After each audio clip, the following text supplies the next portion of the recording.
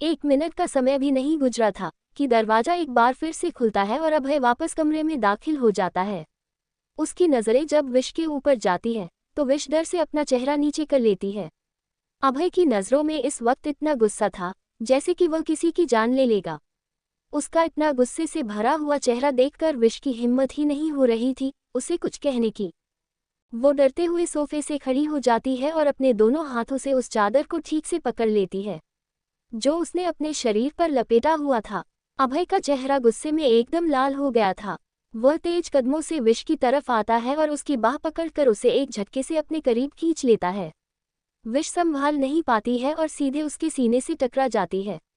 अभय जलते हुए उसे कहने लगा, दिमाग काम करना बंद कर चुका है क्या तुम्हारा?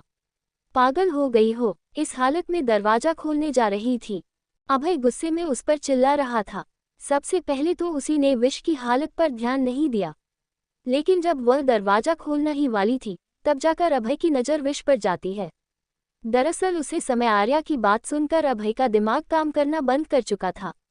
वह अपने गुस्से को पर काबू नहीं रख पा रहा था, पर जब उसने विश को इस हालत में दरवाजा के पास देखा तो उसका खराब दिमाग और ज्यादा खराब हो गया। अब बोलो भी, मुंह बंद करके क्यों खड़ी हो मेरे सामने? वह विश पर गुस्से पर चिल्लाते हुए कहता है। तो विश की आंखों के आंसू और ज्यादा तेज हो जाते हैं। उसे इस तरीके से रोता हुआ देख अभय का झबड़ा कस गया था। विश अभय को देख रही थी और जब अभय ने उस पर इस तरीके से चिल्लाया तो उसे भी गुस्सा आ जाता है और गुस्से में अभय से कहती है, क्योंकि मेरे मालिक ने मुझे दरवाजा खोलने का ऑर्डर दिया था मिस्टर कोटियान, और मैं बस अपने मालिक के ऑर्डर को फॉलो कर रही थी। विश ने जैसे ही यह कहा अभय ने पीछे से उसकी गर्दन पकड़ ली और उसे अपने और करीब कर लिया। विश का चेहरा हल्का ऊपर उठ जाता है, पर उसके चेहरे पर दर्द और पीड़ा के भाव आ गए थे। वह अपनी आंखों में दर्द लिए हुए अभय को गुस्से में घूर कर देख रही थी। मुझे तो लगता था कि तुम्हारे पास जुबान है जिसका इस्तेमाल तुम हमेशा मुझसे बहस करने के लिए करती हो, लेकिन काम के वक्त ये जुबान बंद हो जाती है ना मिस विशाखा? विश अभय के कटाक्ष को समझ रही थी और वह गुस्से भरी निगाहों से उसे देख रही थी, पर उसने चुप रहने का फैसला किया था। ऐसे पागल इंसान से क्या बहस करना जिसका मूड हर 2 मिनट में बदल जाता है। विश ने अपनी नज़रें फेर ली और वह अभय की नज़रों का सामना नहीं करना चाहती थी। उसे ऐसा करता देख अभय का गुस्सा और ज्यादा भड़क जाता है और वह गुस्से में विश के कानों के पास चिल्लाते हुए कहता है, एक बात हमेशा याद रखना मिस विशाखा, कोई भी आदमी तुम्हारे शरीर के किसी भी हिस्से को देख ना पाए जिसे सिर्फ मैं देखता हूँ, और जिसे मैं छूता हूँ उसे छूना तो दूर की बात है। अभय ने अपने दांत पीसते हुए विश को एक चेतावनी दी और उसके शब्द इतनी ज्यादा भयंकर थे कि विश के अंदर डर की एक लहर दौड़ पड़ती है।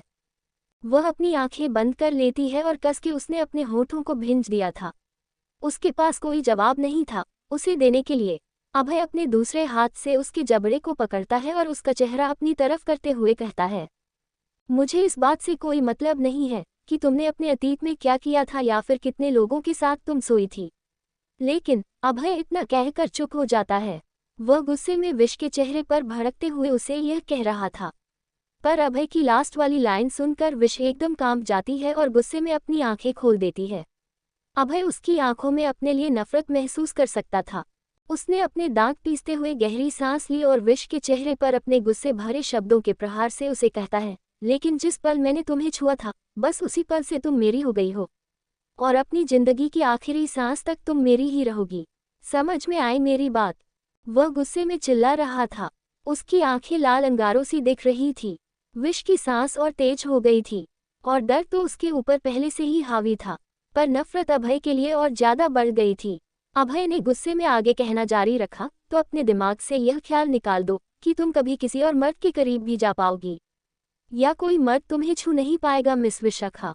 विश नफरत से उसके शब्द सुन तो रही थी, लेकिन उसे इस बात का एहसास भी हो गया था कि इन चंद शब्दों ने उसके अस्तित्व को कितना नुकसान पहुंचाया है। वह आहत हो गई थी। उसे क्या लगता है कि विश ने अपना अतीत अपने हाथों से चुना था? नहीं, यह उस पर थोपा गया था। वह भी तो एक मामूली सी लड़की थी, उसका भी तो एक सपना था। वह भी तो आम लड़कियों की तरह अपनी जिंदगी जीना चाहती थी, पर उसे उसकी जिंदगी से उसके सपनों से दूर करके एक ऐसी जिंदगी जीने पर मजबूर कर दिया गया था जो उसने कभी चाहा भी नहीं था।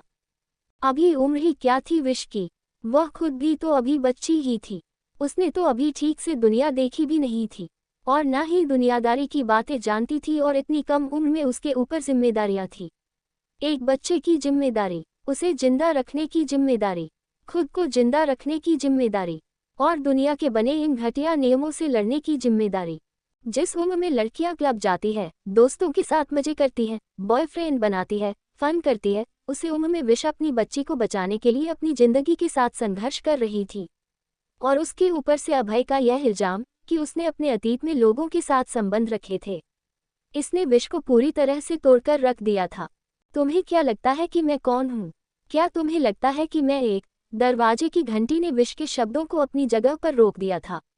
वरना वह इस हद तक अपने होश खो चुकी थी कि गुस्से में अभय को अपने जीवन के अतीत की सच्चाई के बारे में बताने जा रही थी। वह सच्चाई जिसके बारे में वह किसी से बात करना पसंद नहीं करती है, क्योंकि वह उसकी कमजोरी को दिखाता है और वह किसी के सामने कमजोर नहीं पड़ना चाहती है। सिर्फ एक जिया ही है जिसके सामने विश ने अपना कमजोर पक्ष सामने रखा था, और उसी के सामने दिल खोलकर वह रोई भी थी।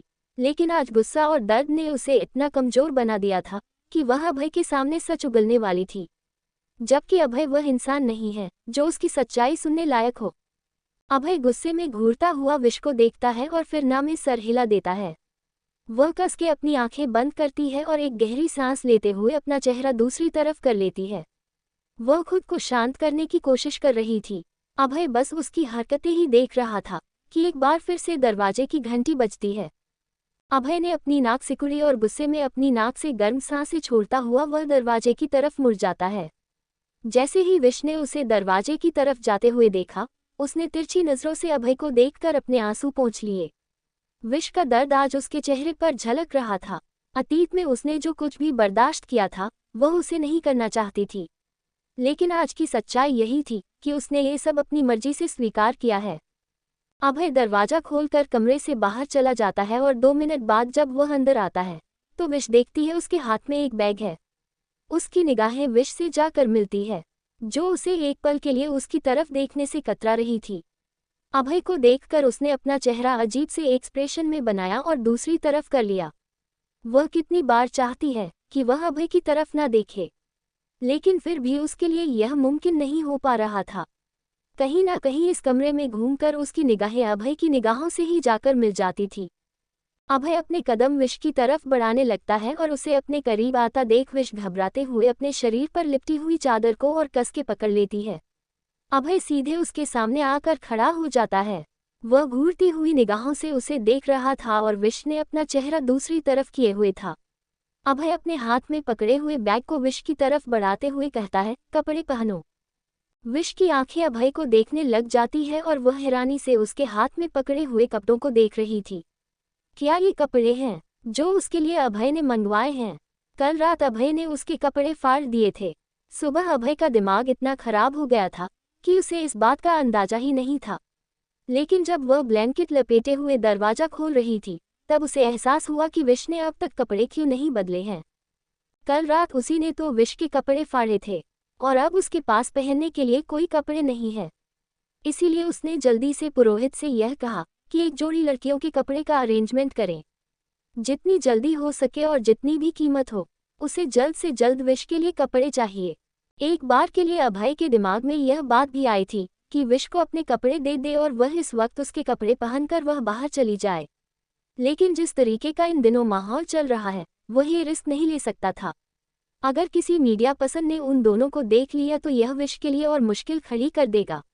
लेकिन सबसे बड़ी बात तो ये थी कि वह इस लड़की को पहचान गया था। अगर अभय अपने कपड़े ऑफ भी करता तो शायद विश वह पहनने से इनकार कर देती। विश ने धीरे से अपने हाथों को उस बैग की तरफ बढ़ाया और जैसे ही उसके उंगलियों ने बैग की डोरी को छुआ वैसे ही अभय ने उस बैग को छोड़ दिया। वह बैग विश के हाथों में आया भी नहीं था कि अभय ने उसे छोड़ दिया और बैग सीधे जमीन पर जाकर गिर गया। उसमें रखी हुई ड्रेस बैग से बाहर निकल गई और जमीन पर गिर गई। विश हैरानी से अभय को देख रही थी तो अभय के चेहरे पर एक व्यंग भरी मुस्कान थी। अगले 2 घंटे में प्रेस कॉन्फ्रेंस शुरू होने वाली है। टाइम पर पहुंच जाना मिस विशाखा। इतना कहकर अभय उसे एक डेविल स्माइल के साथ देखता है और फिर वहां से आगे मुड़ जाता है। वह अपनी अलमारी की ओर चला गया और अपने कपड़े निकाले। उसने अपने कपड़े लिए और क्लोजेट की तरफ चला गया। इस पूरे दौरान उसने एक नज़र भी विश को नहीं देखा था।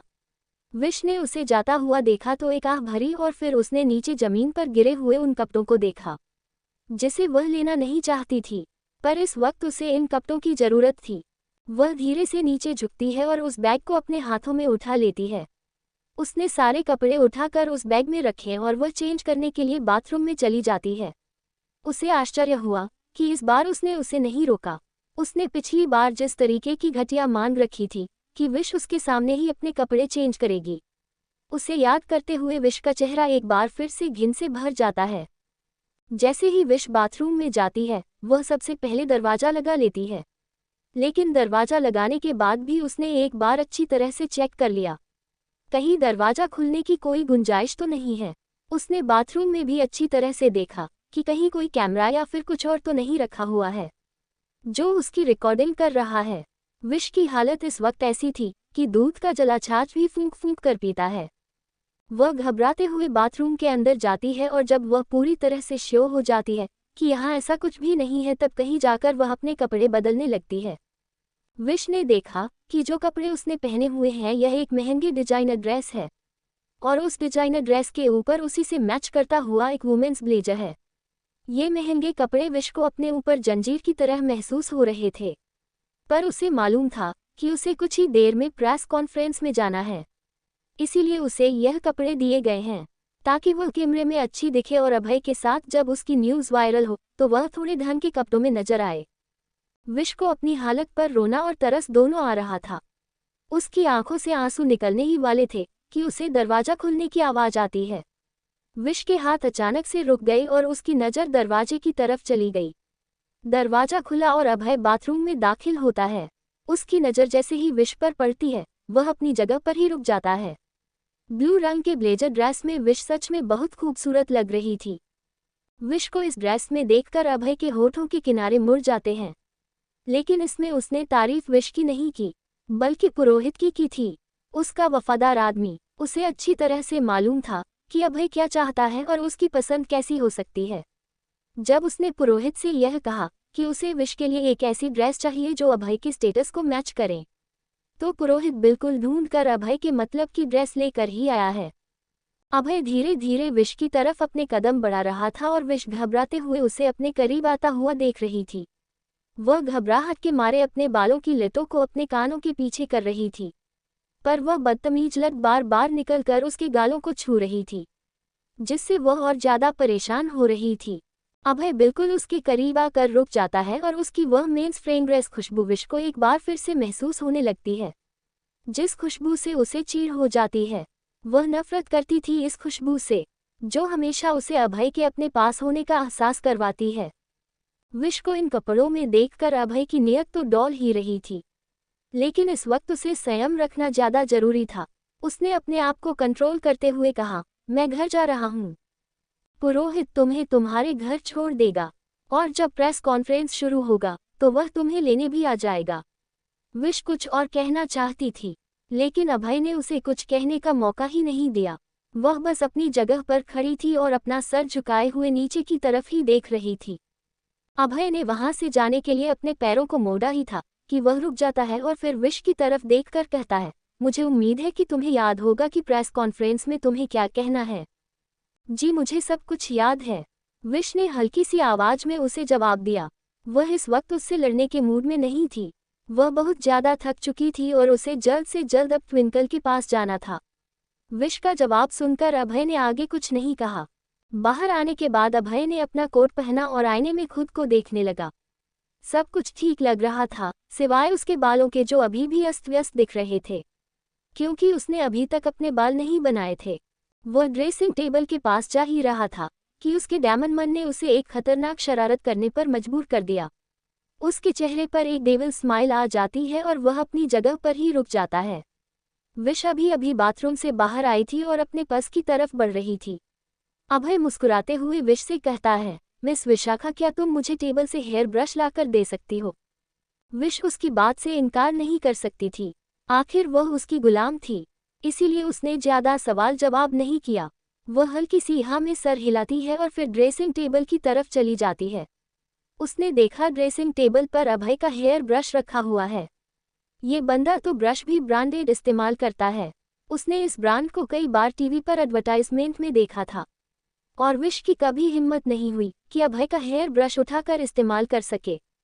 वह तो अपने नॉर्मल से कोम से ही अपने बाल संवारती थी। उसने धीरे से हेयर ब्रश उठाया और अभय की तरफ चल देती है। वह सीधे अभय के सामने जाकर खड़ी हो जाती है और उसकी तरफ हेयर ब्रश बढ़ा देती है। अभय अपनी एक आईब्रो उठाकर विश को देखने लगता है तो विश की निगाहें छोटी हो जाती है और वह हैरानी से अभय को देखती है। अभय अपने दोनों आईब्रो को जोड़ता है और विश को घूर कर देखने लगता है। उसकी आंखें इतनी बार इधर उधर हिलने की वजह से विश खिंच जाती है और कहती है, सर अगर आपको आंखों में कोई प्रॉब्लम है तो प्लीज़ किसी अच्छे से आई स्पेशलिस्ट से इसका चेकअप करवाए। वॉट क्या बोल रही हो? अभय ने उसे घूर कर देखते हुए कहा। तो विश एक डिसअपॉइंटमेंट के साथ अपनी आंखें बंद कर लेती है और अपने दांत पीसते हुए कहती है, आप अपनी आंखों को इतना मटका क्यों रहे हैं? जो बोलना है सीधे सीधे मुंह से बोलिए ना, मुझे नहीं आती है आंखों की जुबान पढ़ना। अभय की निगाहें सख्त हो गई थी, लेकिन वह विश पर नाराज नहीं होना चाहता था। उसने अपने दांत पीसते हुए कहा, मेरे बाल संवारो। विश एकदम से हैरत हो जाती है और अभय को देखने लगती है, जो उसे अपने बाल संवारने का इशारा कर रहा था। क्या विश ने ठीक सुना? क्या अभय ने अभी अभी उसे यह कहा कि विश उसके बाल सेट करें? और विश के चेहरे का उड़ा हुआ रंग देखकर अभय की मजाकिया मुस्कान और ज्यादा गहरी हो रही थी। विश अपनी जगह पर हैरानी से खड़ी थी और अभय को ही देख रही थी। अभय उसे देखकर कहता है, क्या बात है मिस विशाखा, तुम्हें सुनाई नहीं दिया अभी अभी मैंने क्या कहा? अब तो मैंने नैनो से बाण भी नहीं चलाया है, सीधे मुंह से ही बोला है, तब भी समझ नहीं आया। विश के हाथ कांप रहे थे और वह घबराते हुए अपने हाथों में पकड़े हुए हेयर ब्रश को धीरे धीरे अभय के बालों तक ले जा रही थी। जैसे ही उस ब्रश ने अभय के बालों को छुआ अभय बिल्कुल सीधा खड़ा हो गया, जिससे उसकी हाइट विश से लंबी हो जाती है और विश के हाथ अभय के गालों तक ही आ रहे थे। विश हैरानी से उसे देख रही थी तो अभय मुस्कुराते हुए कहता है, क्या हुआ मिस विशाखा, जल्दी करो, मेरे पास टाइम नहीं है। विश की लंबाई कम नहीं थी, लेकिन उसके फिगर के मुकाबले अभय ज्यादा लंबा था। विश को गुस्सा आ रहा था क्योंकि उसे पता था कि अभय जानबूझकर उसे परेशान कर रहा है। वह गुस्से में अभय को घूर कर देखती है तो अभय कहता है, क्या हुआ मिस विशाखा, जल्दी से काम शुरू कीजिए, मेरे पास और भी काम है। विश के हाथ मुट्ठियों में कस गए थे। उसने जल्दी से हेयर ब्रश को अपने हाथों में कसा और थोड़ा सा पंजों के बल खड़े होकर वह अभय के बालों तक पहुंचने की कोशिश कर रही थी। अभय का चेहरा जो अभी तक हल्का झुका हुआ था उसने सीधा कर लिया और उसके बाल और ज्यादा ऊपर चले गए। विश के लिए अभय के बालों तक पहुंचना लगभग नामुमकिन हो रहा था। वह अभय के बालों पर ब्रश लगा ही नहीं पा रही थी। विश को कोशिश करता देख अभय की मुस्कान और गहरी होती जा रही थी। वह और ज्यादा मजे से विश को सता रहा था। उसे इन सब में बहुत मजा आ रहा था। अभय ने अपनी लाइफ में बहुत सारे इनलीगल और गलत काम किए थे, लेकिन उन सब के बावजूद भी उसे संतुष्टि नहीं मिली थी। आज जो सुकून उसे विश को चिढ़ाकर मिल रहा है ना, ये सुकून उसे कहीं नहीं मिला था। इसीलिए वह विश के हर एक व्यवहार को बहुत अच्छे से महसूस कर रहा था, भले ही उसकी गुस्से भरी निगाहें ही क्यों ना हो। अभय को उस पर भी हंसी आ रही थी। अपने पंजों पर पूरी तरह से खड़े होकर विश ने अभय के बालों पर ब्रश करना शुरू किया, लेकिन उसके बाल पीछे सेट होने की जगह आगे की तरफ ही आ रहे थे। बेचारी के हाथ इतने छोटे पड़ गए थे कि ब्रश भी उसके बालों को ठीक से कंघी नहीं कर पा रहा था। उसने ब्रश का बिल्कुल कोना पकड़ा हुआ था और अभय के बालों को कंघी करने की कोशिश कर रही थी। उसने सारे बाल आगे करके ब्रश किया और फिर जब वह उन्हें पीछे करने की कोशिश करने लगी तो अभय अपने कदम पीछे ले लेता है। अभय के इस तरीके से पीछे जाना विश को बिल्कुल रास नहीं आया। वह गुस्से में अभय को देखने लगती है, जिसके चेहरे पर एक हल्की सी मुस्कान थी। वह गुस्से में अभय को देखकर कहती है, आप अपना सर थोड़ा नीचे कीजिए। विश ने साफ साफ तौर पर उसके सामने डिमांड रख दी और उसे यह कहा कि अभय अपना सर उसके सामने झुकाए। अभय की एक आईब्रो ऊपर उठ जाती है और उसने घूर कर विश को देखते हुए कहा, और मैं ऐसा क्यों करूं? विश किसी छोटे से बच्चे की तरह अपने निचले होंठ को बाहर निकाल लेती है और गुस्से में अभय को देखने लगती है। क्या उसे नहीं पता उसे ऐसा क्यों करना चाहिए? विश के हाथ उसके बालों तक नहीं पहुंच पा रहे हैं। अगर वह चाहता है कि विश उसके बाल बनाए तो उसके लिए उसे झुकना ही होगा, क्योंकि वह उसके बाल ठीक से ब्रश नहीं कर पा रही है। ये बात तो कोई बच्चा भी बता सकता है, लेकिन अभय जैसा हटा कटा सान जैसा इंसान को ये बात समझ में नहीं आ रही है। विश अपने मन में अभय को गालियां दे रही थी, लेकिन उसके चेहरे पर उसकी गलियों के एक्सप्रेशन दिखाई दे रहे थे, जिसे देखकर अभय की मुस्कान गहरी होती जा रही थी। विश ने गुस्से में कहा, क्योंकि मैं इस तरीके से आपके सर तक नहीं पहुंच सकती हूँ, तो बाल कैसे ब्रश करूं? वह अभय की इस बेवकूफ़ी भरे खेल का हिस्सा नहीं बनना चाहती थी। वह जानती थी कि अभय बस उसे परेशान करने के लिए ही यह सब कर रहा है। अभय मुस्कुराता हुआ उसके करीब आता है और ठीक उसके सामने आकर खड़ा हो जाता है। अभय को अपने करीब देखकर विश का शरीर अपनी जगह पर ही जम जाता है, क्योंकि अभय उसके सामने नहीं उसके करीब आ गया था, इतना करीब कि उन दोनों के बीच एक धागे तक की जगह बची हुई थी। अभय को इतना करीब देखकर विश डर जाती है। वह अपने कदम पीछे लेने ही वाली थी कि अभय ने उसकी कमर पर हाथ रख दिया और दूसरे हाथ से भी उसकी कमर पकड़ ली। विश घबराते हुए उसे देखने लगती है, पर अगले ही पल अभय विश की आंखों में देखकर उसे हवा में लिफ्ट कर देता है। विश संभाल नहीं पाती है और जल्दी से अपने पैर उसने अभय की कमर पर लपेट दिए। वह जल्दी से अपने एक हाथ को अभय की गर्दन पर लगा देती है, जिससे कि वह गिरने से बच सके, पर उसकी आंखें अभी भी अभय की आंखों से ही टकरा रही थी। जैसे ही विश को यह एहसास होता है कि वह अभय की कमर पर चढ़ गई है, वह वहां से उतरने की कोशिश करती है, लेकिन अभय ने उसकी सारी कोशिश नाकाम कर दी। वह कश के विश की कमर को पकड़े हुए अपने कमर पर बांधे रखता है। विश घबराते हुए अभय की आंखों में देख रही थी, जिसकी आंखों में एक शर्त थी, और वह मुस्कुराते हुए विश से कहता है, अब तुम मुझ तक पहुंच गई हो मिस विशाखा। अभय का चेहरा विश के चेहरे के बहुत ज्यादा करीब था। अभय ने उसके चेहरे पर हल्की फुसफुसाहट के साथ कहा था, और उससे विश का पूरा चेहरा अभय की गर्म सांसों से महक रहा था। विश का वह वाला हाथ जिसमें उसने ब्रश पकड़ रखा था, वह धीरे से उठाती है और अभय के बालों की तरफ लेकर चली जाती है। उसकी निगाहें अभय के चेहरे के ऊपर ही थी, और उसके हाथ अभय के बालों पर चल रहे थे। उसे ये तक नहीं पता था कि वह अभय के बाल सही बना भी रही है या नहीं, क्योंकि उसकी हिम्मत ही नहीं हो रही थी अभय के चेहरे से अपनी नज़रें हटाकर उसके बालों को देखने की। अभय के चेहरे पर डेविल स्माइल और ज़्यादा बढ़ जाती है। उसने विश को वैसे ही अपने कंट्रोल में कर लिया था कि उन्हें उसे थोड़ा सा और आउट ऑफ कंट्रोल किया जाए। यही सोचता हुआ अभय अपने एक हाथ से विश को कस के पकड़ता है और दूसरा हाथ सीधे उसके शर्ट के अंदर डाल देता है। विश की सांस एकदम से ऊपर चढ़ जाती है, और अभय धीरे से विश के कानों के पास जाकर उसके कानों पर अपने होंठ रख देता है। विश के हाथ उसके बालों पर रुक गए थे और ब्रश लड़खड़ा गया था। उसने बहुत मुश्किल से ब्रश अपने हाथों में संभाल रखा था। अभय जब विश के कानों के पास किस कर रहा था, तो विश की सांस भारी हो गई थी और वह अपनी अस्थिर सांसों को संभाल रही थी। अभय के हाथ अपनी कलाकारी कर रहे थे और विश के हाथ अपनी जगह पर ही रुक गए थे। धीरे धीरे दर्द से करहाते हुए विश सिसकियां भरने लगी थी, और उसकी सिसकियों की धुन अभय को और ज्यादा बेचैन कर रही थी। उसने विश के गर्दन पर अपने होंठ रख दिए और वहां पर बेदर्दी दर्द से उसे किस करने लगा था। विश ने अपने होठों को दांतों तले दबा लिया था। वह अभय की किस को बर्दाश्त कर रही थी। उसका एक हाथ विश के शर्ट के अंदर था और होठ विश की गर्दन पर। वह पूरी तरह से उसके कंट्रोल में थी। विश की सांस भारी हो रही थी और ऊपर से अभय का ये व्यवहार उसे और ज्यादा तड़पा रहा था। उसने कस के अपनी आंखें बंद कर ली, लेकिन उसकी आंखों से आंसू निकलने लगे और आंसुओं की बूंद उसके गालों पर आ गई। अभय के गाल उसकी गालों के पास ही थे, इसीलिए जब उसे अपने गालों पर गिला गिला सा महसूस होता है, तो वह एक झटके से विश की गर्दन को छोड़ देता है और उसकी आंखों में देखने लगता है, जहां पर आंसुओं की बूंद थी। वह तेजी से सांस ले रहा था, तो विश की सांस भी अस्थिर थी। अभय ने विश के कपड़ों के अंदर से अपने हाथ निकाले और उसके चेहरे को देखने लगा। दोनों तेजी से सांस लेते हुए एक दूसरे को देख रहे थे। अभय ने विश के सर से अपने सर को लगा लिया और तेजी से सांस लेते हुए फुसफुसाहट के साथ उसने कहा, तुम बहुत खूबसूरत हो मिस विशाखा। विश की धड़कनें रुक गई थी और उसकी आंखें एकदम से बड़ी हो जाती है। वह हैरानी से अपना चेहरा हटाकर अभय को देखने लगती है, तो अभय ने उसकी आंखों में देखकर धीरे से झुकते हुए उसकी नाक पर किस कर लिया। मैं अब तक जितनी भी खूबसूरत लड़कियों से मिला हूँ, तुम उन सब से कहीं ज्यादा खूबसूरत हो। अभय को खुद ही नहीं पता था कि उसने विश से ऐसा क्यों कहा, लेकिन उसके अंदर से यह आवाज आई थी कि उसे विश से यह कहना ही था।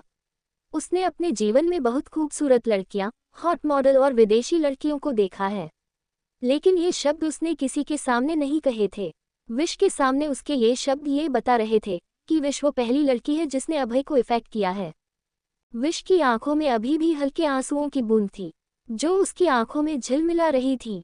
अपने लिए खूबसूरत जैसे शब्द तो उसने पहले भी सुने हैं, जब वह नाइट क्लब में काम किया करती थी, लेकिन आज इतने दिनों बाद वह किसी ऐसे शख्स के मुंह से अपने लिए खूबसूरत शब्द सुन रही है जिससे उसने कभी इसे सुनने की उम्मीद नहीं की थी। मैं इस्तेमाल की हुई चीज़ हूँ मिस्टर कोटियान, विश ने अपनी आंसू भरी आंखों से अभय को देखते हुए ये कहा। उसके इन शब्दों को सुनकर अभय की आंखें तीखी हो गई। विश की आंखों में आंसू देखकर उसके चेहरे पर गुस्से के भाव आ गए थे। विश के ये शब्द उसके जीवन का हिस्सा थे, लेकिन वह इस तरीके से इन शब्दों का इस्तेमाल नहीं कर सकती है, जैसे कि वह कितनी घिनौनी चीज़ है। अभय ने धीरे से विश के चेहरे को अपने हाथों में लिया और आगे बढ़कर उसके गालों पर बह रहे आंसुओं की बूंद को अपने होठों में थाम लिया। विश की सांस रुक जाती है और वह कस के अपनी आंखें बंद कर लेती है। अभय धीरे से विश के कानों के पास जाकर अपनी गर्म सांस छोड़ते हुए कहता है, और तुम्हें किसने ये कहा है कि इस्तेमाल की हुई चीज़ सुंदर नहीं होती है?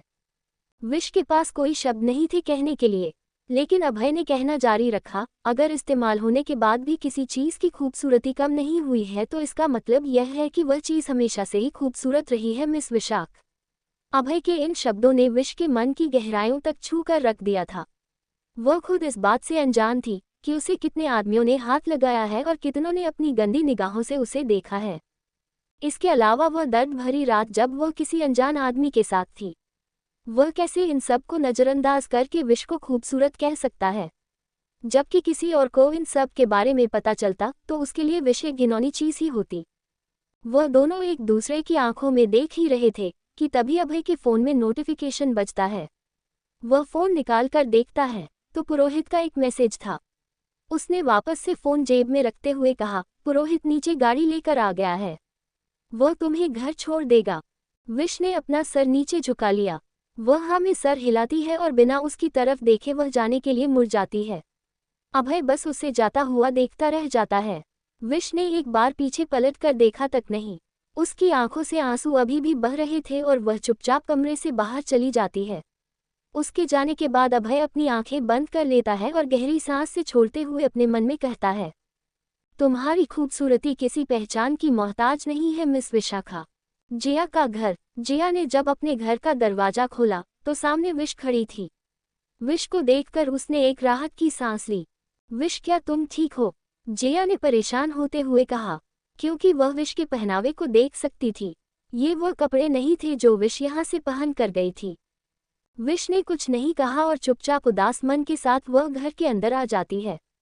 उसके अंदर आने के बाद जिया जैसे ही दरवाजा बंद करने वाली थी, उसकी नज़र फिर से सड़क पर जाती है, जहां पर उसे गाड़ी के अंदर बैठा हुआ पुरोहित नजर आता है।